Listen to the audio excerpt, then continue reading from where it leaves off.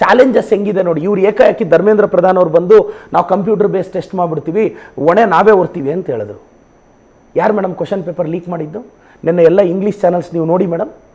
ಒಬ್ಬ BJP ಯುವ ಮೋರ್ಚಾದ ವ್ಯಕ್ತಿ ಪೇಪರ್ ಲೀಕ್ ಮಾಡಿದ್ದು ನಾಸಿಕಲ್ಲಿ. ಅವನು ಯಾರ ಅಸೋಸಿಯೇಟು? ರಾಜಸ್ಥಾನ BJPಯ ಎಜುಕೇಷನ್ ಮಿನಿಸ್ಟರ್ ಕ್ಲೋಸ್ ಅಸೋಸಿಯೇಟ್. ಅವನು BJP ಯುವ ಮೋರ್ಚಾದ ಸಕ್ರಿಯ ಸದಸ್ಯ. ರಾಜಸ್ಥಾನ್ ಎಜುಕೇಷನ್ ಮಿನಿಸ್ಟರ್ ಜೊತೆ ಒಂದು 10 ಫೋಟೋ ಇದೆ ಒಂದು ಸೋಷಿಯಲ್ ಮೀಡಿಯಾದಲ್ಲಿ.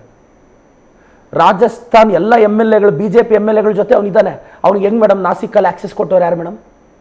ಇವ್ರು ಇಲ್ಲಿ ನೋಡಿದ್ರೆ ಇಲ್ಲಿ ಪಾಪ ಮಕ್ಕಳಿಗೆ ಎಷ್ಟು ಟಾರ್ಚರ್ ಕೊಡ್ತಾರೆ ಈ ಆಫೀಸರ್ಸ್ ಆಗಲಿ ಏಜೆನ್ಸಿ ಅವರಾಗಲಿ.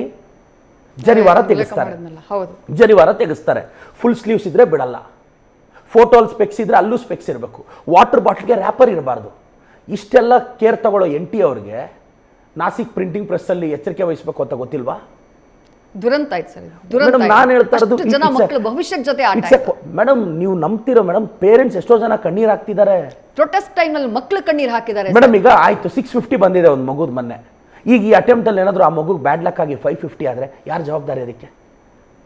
ಲಾಸ್ಟ್ ಟೈಮು BMCಯಲ್ಲಿ ಸೀಟ್ ಪಡಿತೀನಿ ಅನ್ನೋ ಕಾನ್ಫಿಡೆನ್ಸ್ ಇರೋ ಹುಡುಗಿಗೆ ಈ ಸಲ ಬೈ ಬ್ಯಾಡ್ ಲಕ್ ಸೀಟೇ ಆಗಲಿಲ್ಲ. ಅವ್ರ ಅಪ್ಪ ಅಮ್ಮ ಕಣ್ಣೀರಿಗೆ ಯಾರು ಹೊಣೆ? ಧರ್ಮೇಂದ್ರ ಪ್ರಧಾನ್ ಅವರ, ಅಶೋಕ್ ಅವರ, ವಿಜಯೇಂದ್ರ ಅವರ?